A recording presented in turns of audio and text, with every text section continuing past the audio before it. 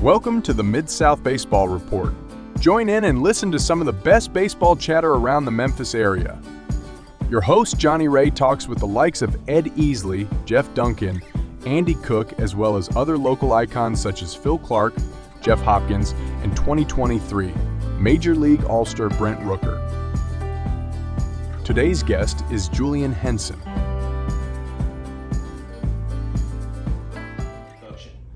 Julian Henson, Memphis area baseball phenomenon. Appreciate you being here. I appreciate you. I don't know too much about phenomenon, but I appreciate the plug. Well, Julian, since I met you when you were back in high school, you've just been around baseball. You're a baseball guy. You played the game the right way. That paid off into a professional career, and now you're being rewarded with the fruits of giving back, coaching. And I've admired you since you were a player, and continue to admire you as a coach. And I do appreciate you coming on and talk a little baseball today. Absolutely, I appreciate the opportunity to be able to come out and speak. I've seen multiple of the shows that you guys put on. I think they're awesome, and I'm pumped to be here. Well, I'm a little out of practice. It's been about 7 months since I sat down to do one of these, but I'm gonna get it rolling, and we're gonna roll.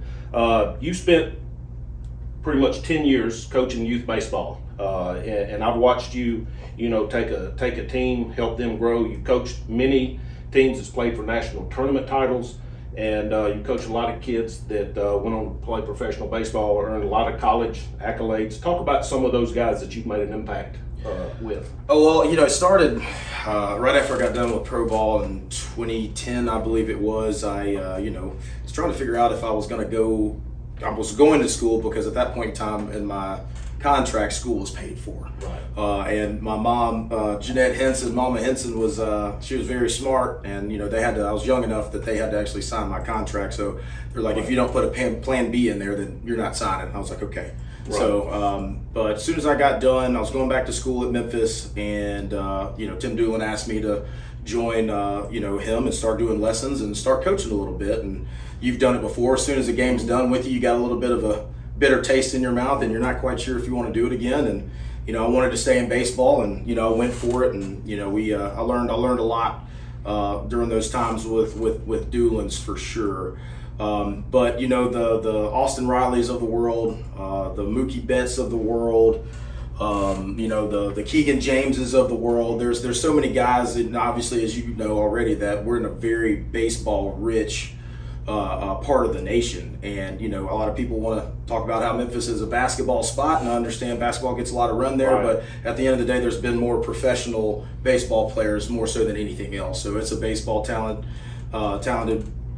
spot, and I'm very lucky to be able to help and kind of bleed my message in my kind of brand of ball to some of the guys in the area. Yeah, just talking about how baseball rich it is. Last week's All-Star game had two Memphis area guys, Austin Riley, Brent Rooker. Absolutely. I don't think that's ever happened that we've had two Memphis area guys at the same time in All-Star game. I don't know if it has, but I mean, those guys are unbelievable people, number one. No doubt. Lucky to know those guys, and those guys are still like in the community when they do come, whether it's they're signing autographs out at Snowden Grove or whatever, and that's the biggest thing about baseball, what a lot of people miss. And it's a people first business, and when you get out there and you take care of people and treat people right, like the game always rewards you. So applause to those guys for being so humane when they're actually in town and not somebody up in the ivory tower. They're great guys. That's right.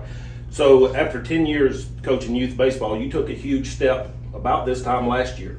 You got an opportunity to go on staff, University of Memphis, Tiger Blue, with Kerrick Jackson. How did that whole thing come about, and what did that year coaching with Kerrick tell you about yourself? It was wild, right? I've always wanted to coach in college, but as soon as you get done, you got bills that you need to pay, and you're like, man, to be able to go and be like a grad assistant, and the grind work that goes into that, I was like, man, I don't know if I'll ever be able to get in. And it was one July day, and I got a phone call, and that phone call is like, hey, how's it going, this, that, and the other. And it was like, hey, the new head coach at Memphis is going to be at this dinner, right? I think it's a good idea if you make it. And I'm like, okay, well, I'm a Tiger alum. I went to the University of Memphis and graduated and loved the school, loved everything about it. Like, I'm a Memphis guy, so I was like super excited. I get there, sitting down having dinner and having a few beverages and hanging out with each other and just, doing what guys do. And didn't know where this was going. Didn't know where it was going. So I walked into it, and in the situation of the job that I had at that point in time, I was like, how can I help you?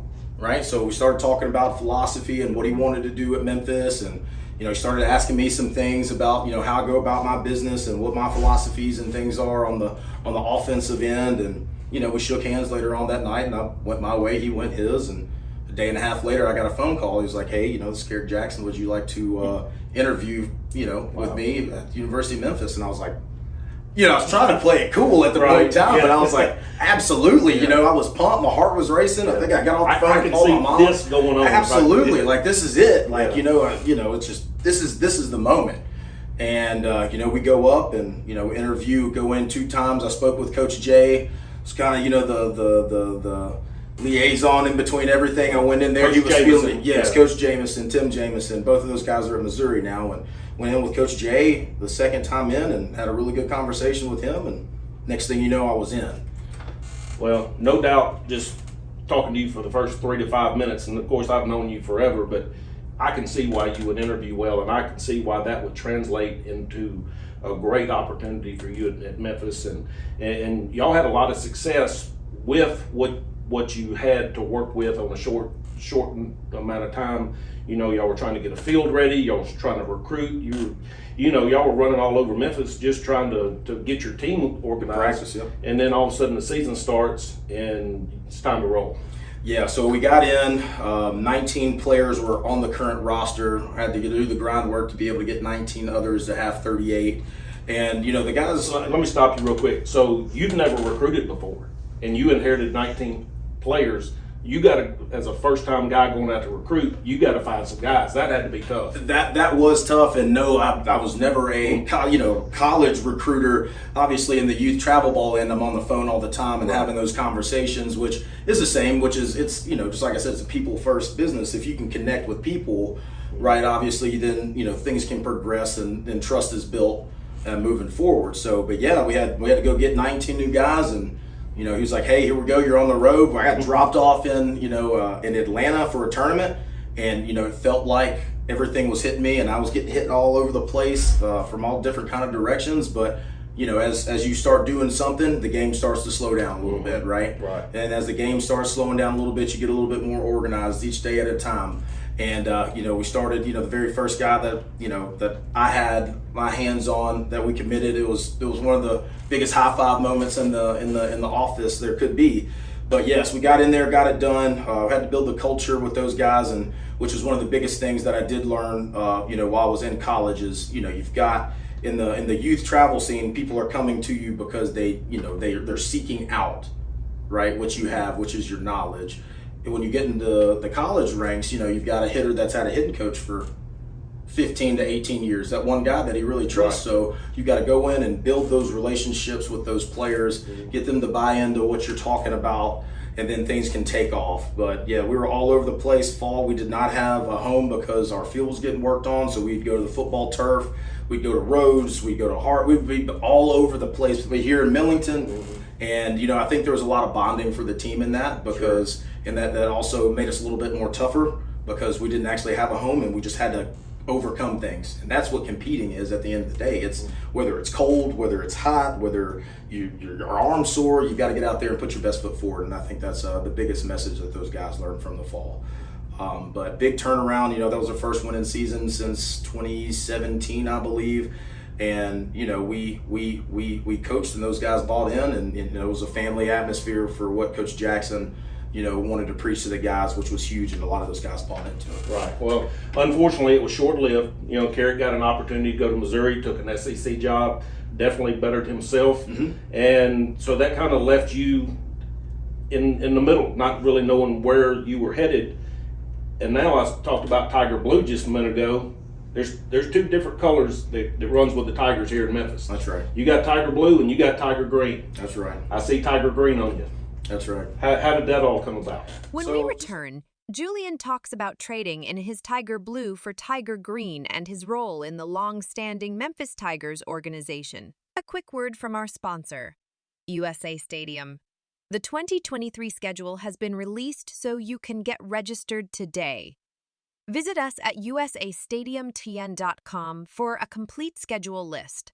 So just like you said, Coach Jackson, took his dream job, and that's big because Alma mater, and he's coached there previously, and that's where he wants to be, and very proud of him because I always have a lot of respect for a guy that who you're working for if you always see that guy working next to you, and there was a lot of long hours with me and him in the office, and he taught me the way, and he's a mentor of mine. And I was very proud for him to go. I did get an invite to go, but my son Cannon's here, and I couldn't. It was one of those things where, I couldn't do it. And right. Sometimes as a parent, you've got to be able to put your dreams aside to be able to make sure that you're there for yours. So after that, I got a few phone calls about what I was going to do next. Just like I said, I'm a Memphis guy. My family's here. I want to be here. And people called from outside organizations try to come in town. Had conversations with Easley and those guys so if we could make something work, and Andy and I were really connected, and he's really about restoring this national brand, right? Because it was where I was out recruiting with Memphis, people would always ask like, hey man, are the Memphis Tigers still a thing? They used to throw a great tournament at the Hagen. Yeah. They would throw a great tournament down there and always had good baseball players. Is that a thing? And Andy was, he was adamant. He was like, hey man, like, I think you've got the energy. I think obviously you've got the connections. You're the only guy in town that's actually been a recruiting coordinator at the D1 level that's in this field. Right. And you're personable. And, I didn't know you were as well-rounded as you were when it comes to the admin and the office stuff. So, we shook hands. It took a while. We got back and forth, and I think it's going to be a great partnership. And, with a week and a half, hopefully people can see a lot of changes that are coming about. Right. So, getting a little bit more in depth with your role, are you going to be coaching? Are you going to be facilitating? What all is going to be your role with the Tigers? It's going to be more of a facilitating type of deal early on, right? So we've trying to really, help everybody that's underneath our umbrella buy into the organization, right? So it's going to be a lot of organizing stuff for us to be able to make sure that guys understand that, we've got a organizational philosophy and this is how we want to do things. And we also want to be able to help those guys, whether it's, recruiting, we want to be able to help those guys, whether it's, putting together a schedule, all of those things, just to be able to allow our coaches to really just kind of show up and just coach. But I might get back in the coaching chair. Obviously, it's one of those things that I really, really love. And really good at it. I appreciate that. And, but, I think me being at the top of this thing with Andy, I can bleed down a lot of the things and touch more people this way. Right. And that's kind of one of the things I really want to do is be able to, put my thumbprint on things, and by the end of the fall or, next spring when guys go out there, it's like, hey, that's Tiger baseball right there. We can really see that. And it's better for an organization to have that from top to bottom than, just one specialized group. Now in the fall, I'll bounce around and be in the dugout with everybody to make sure that everybody, gets a little feel of the message and all of that. But, it'll take something very, very special or something having to happen for me to be able to get back out there on the field, which obviously, I'm making that decision because I think it's what's best for everyone and not trying to make a selfish one. Right. So obviously there's already a layout of teams, 13 to 18, kind of what we deal with here at USA Stadium in our perfect game events. And, so I see those coaches come through all the time. So there's coaches already in place. Talk about some of those guys and who you already have relationships with and kind of where those teams are at the level that they're at, and kind of give a little feedback on that. Well, we've got premier teams in a few age groups, and we're obviously going to work to get a little bit stronger with that. We've got Workman's group. They've got a strong group. Drew Clothier's group's really, really good. Obviously, we've got Team Hagen, Team West, and Team Sweeney at the top. All of those age groups, which are 17, 16, and 15, are holding their own. Right. And that's one of those things where when I got into it, obviously wearing Doolin's Blue, and then being with Tiger, and then with Easley, and then I've always seen these guys, but I've never really had a chance to be able to sit down. And I can see that there was a lot of coaching talent, but me actually being in the chair now, I can hang out with these guys and I can talk baseball. And we've got guys that were former pros, we've got guys that were former SEC guys, and I'm sitting here and I'm looking at the bones of this thing, and I'm like, man, once we collectively get together and we share and get on the same page and in sync, we are really going to take off, and we'll be able to add good guys as the phone's been ringing on additions to be able to bring people onto the staff. But the bones are there. These guys care a whole bunch, and that's really all you can ask for in a coach is someone that is a service leader, right? That wants to be able to pour their message back into the kids. Yeah, longest running program in the Memphis area. Great tradition, great history. One of the things that I've always heard. My son played in the Tiger organization as well as he was growing up. But one thing I've always heard is the message, Tiger Pride. What does Tiger Pride mean to you? You know, for me, being a Memphis guy, I've always seen the T, you know, and I'm old enough or young enough, somewhere in between, right, to be able to say there was only Memphis Tigers, Memphis Travelers. There you go, right? And then, you know, the Team Pepsis and the Team Coke, and everybody started kind of popping things up. So for me, when I see it, I'm like, man, that's a long-standing tradition of really, really good baseball players. I mean, those guys took pride in the way they warmed up, like it was almost intimidating. Right. Like everybody's in sync throwing, and they're doing the quick toss, and I'm like, man, all right, here we go. So every time that I saw the tee, you already knew that you were you're getting ready to go to war. But you know, being on this side of things and being in green, there's been a whole lot of people that have reached out to me that have really told me exactly what this brand and what this logo and what this organization really means to them, right? We've had guys that I've seen send me pictures of the old Hagen hats back in, you know, the 90s and 80s and before then, and it really means a lot because they were taught accountability, they were taught a brotherhood, and those are things that I'll always be able to carry. And especially, you know, when I was in the recruiting chair, understanding people that know how to be accountable and that are good teammates. It's huge. It's huge. A lot of people are missing out on that right now, so that's big. So Tiger Pride is way bigger than I thought, and you know, hopefully we can use our social media platforms that we're getting better at day by day to be able to throw that out there and have everybody really understand what it means. Yeah. So we talked about you probably just going to watch from afar, but I think you're going to have your hands on the game. You gave up your Hacks by Henson when you went to the University of Memphis. Mm-hmm. Is Hacks by Henson coming back? Hacks by Henson is going to be a little bit light, right? So it's, you know, prior to Memphis, I was very, very heavy. You know, I probably worked 3 to 9 and do all that, and I enjoyed the player development end for me. That, you know, hopefully when people say my name, they're like, it's attached to player development because that's big for me. But you know, I'll be able to condense my schedule a little bit. You know, maybe a couple hours, you know, 3 or 4 times a week, so I can really put my hands on, you know, the Tiger organization to make sure it's moving in the right direction. So Hacks by Henson is not dead; it's alive, but it's condensed, and you know, I want to be able to get in there and touch the select few, and you know, maybe move into some small group stuff. So maybe I can get some numbers up to be able to touch some guys and spread that message. Yeah. And just to give a little bit more information about Hacks by Henson, what exactly is it? Hacks by Henson is a small LLC that I started for my lessons-based business. So it is one-on-one. It's up to group lessons. We also run camps and stuff in the summer. So just me, you know, I'm the sole proprietor, and it's, you know, when you come in, you know exactly what you're getting. Right. So let's talk about your organizational tryouts.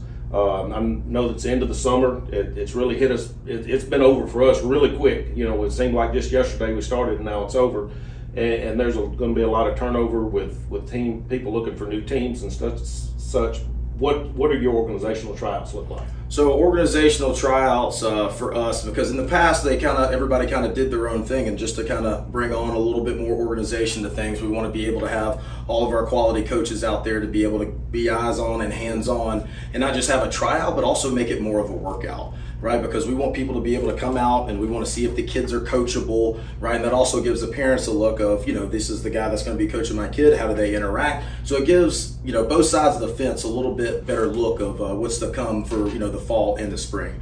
But our organizational tryouts are going to be this month on the 22nd. The 22nd will have 7 through 10, and then 23rd will be able to have 11 through 14. Those are going to be held out at game day. Right. What about your older age groups for the fall? Older age groups, we're starting to find ourselves on the first or second week right now of August. All those guys are still locked up and they're doing their thing, and we want to be able to give those guys a breather, but want to be able to get out in front of it enough to be able to let those guys know that they need to come in and get a tryout. Is there a website or anything that they need to follow to be able to capture that information? Absolutely. Obviously, we've got all the social medias, but website-wise, to be able to register is www.memphistigersbaseball.com. Gotcha.